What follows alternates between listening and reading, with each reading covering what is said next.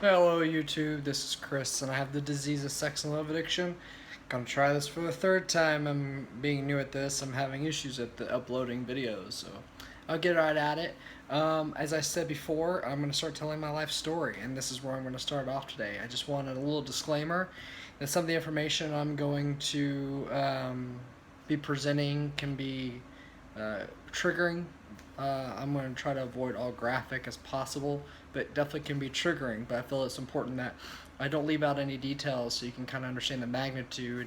And my main reason for doing this is so if somebody can relate to my story, they know that they're not alone.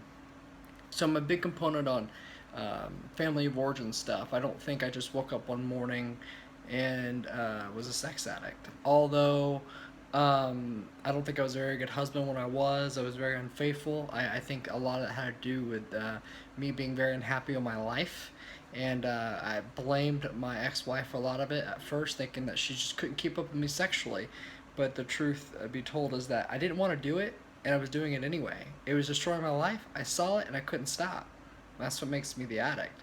And eventually, I got to the point where I'm at now, getting the help that I needed and making my way through this journey of recovery. But it seems to everybody I talk to that are in recovery, whether it be alcohol or drugs or this, things started at a very young age. For me, it started when I was 5. I had a neighborhood that was full of kids my age, which was really cool. And I had a mother who had a daycare out of her house, which was really cool too. So I had kids my age around all the time. One night, our neighbors were over. We were playing house in front of the house, in front of my house. I'm the youngest of 3, so I was the youngest one there at that time. Being 5, felt left out. Want to go tell mom and dad. I go to the back of the house, doors closed. I knock, they don't answer. I let myself in. I walked in them having sex. Now, a lot of people are like, well, that's not a big deal, just gross. But what it was is that what I saw them doing, they looked like they were having a good time. When they saw me, they freaked out, told me to get out, and no explanation was ever given. So a 5-year-old's mind was thinking, I wasn't supposed to see that. They're clearly having fun, and nobody's going to explain this to me. I'm going to do this. I want to do this. So at 5, immediately, I knew that I didn't know what it was that they were doing, but I wanted some. Fast forward a couple of days, there was a 4-year-old that my mom watched, and we were really good friends, and we'd always play house. I would be the dad, she'd be the mom, and we would take after my parents. And now I had something new to go on, so I told her this is what we're going to do. She was very displeased. She was very upset. I remember her crying and not understanding why. I was like, well, they look like they were having a good time. Why aren't you having a good time? I didn't know what the hell I was doing. I remember when my mom walked in, we quickly scattered away. She was really upset. My mom wanted to know what was going on, and we played it off. Enough said. Um, that was just a first of many. A couple years after that, I was introduced to pornography by the neighborhood boys. They seemed to really like it. I didn't know what I was looking at. Quickly realized what I was looking at once it was explained to me. And I had all these other sensations going on inside of me. And at 8 years old, I discovered masturbation. I didn't know what I was doing, I just knew it felt good. And I would continue to do that. I remember the very first time I masturbated was in the middle of the living room floor with people being in there. Now, I don't think anybody knew what I was doing. I didn't know what I was doing. But boom, I was introduced to expeditionism. I may have butchered that word, but from that point forward, I seemed to like people watching me, and that carried on to my later years of adulthood, and played a big role in my acting out. Fast forward a year later, when I was 9, this one gets kind of tough for me to talk about sometimes, but I was playing outside with a buddy of mine. We went to a street behind mine, and there was a corner house with an older boy that lived there, about 16 years old, who nobody hung out with, mainly because he was older than everybody. So he kind of had no business hanging out with us. We were all 10, 11, 9, all in that age.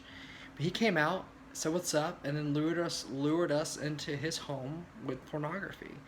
I remember the house being very dark, which didn't make sense to me. It was a summer day, mid-afternoon, sun was high.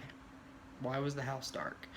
Go into this room, a typical 16-year-old boy's room, posters on the wall, but it was brown, and it was just dark and very uncomfortable feeling.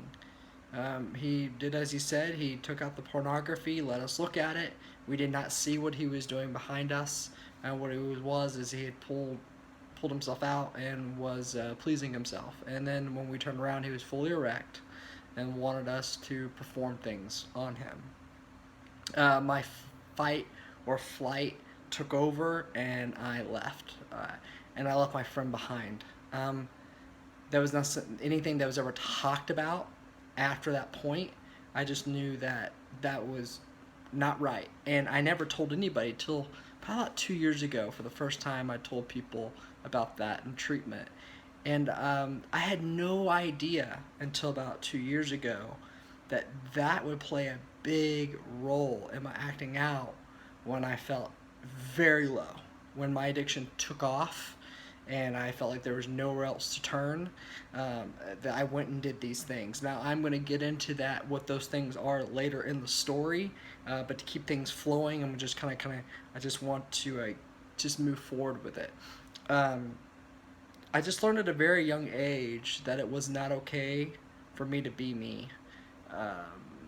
That in order to be liked, I learned this from my father. In order to be liked, I needed to be someone else that you liked. And I got my affirmation through other people. And that it wasn't okay to be me. And at a very young age, I learned to lie and be somebody else. And that adds up as a young adult, as a young kid into young adulthood. Always lying and always covering up the lie, always covering the lie. And feeling like you got nobody to talk to, because if you told anybody, then they would see you for who you really were, and you were already told you weren't good enough and undeserving, so they were going to leave you. So you were left to lie some more. And so, very early age, I learned not to talk to anybody about sex, what I saw, and I learned not to tell anybody about what happened to me at that neighbor's place, and keep it inside. Because if I told anybody, they think, one, maybe not believe me, two, think I was crazy, and three, the most important, reject me and leave me, which I think is the big foundation for this disease. Now, at the beginning of all doing this, I said that I was going to keep things kind of short, to the 6 to 8, 10-minute range, and I'm kind of coming up on that. The next stuff I'm going to talk about is going to take that much time as it is. I hope you got something out of this today.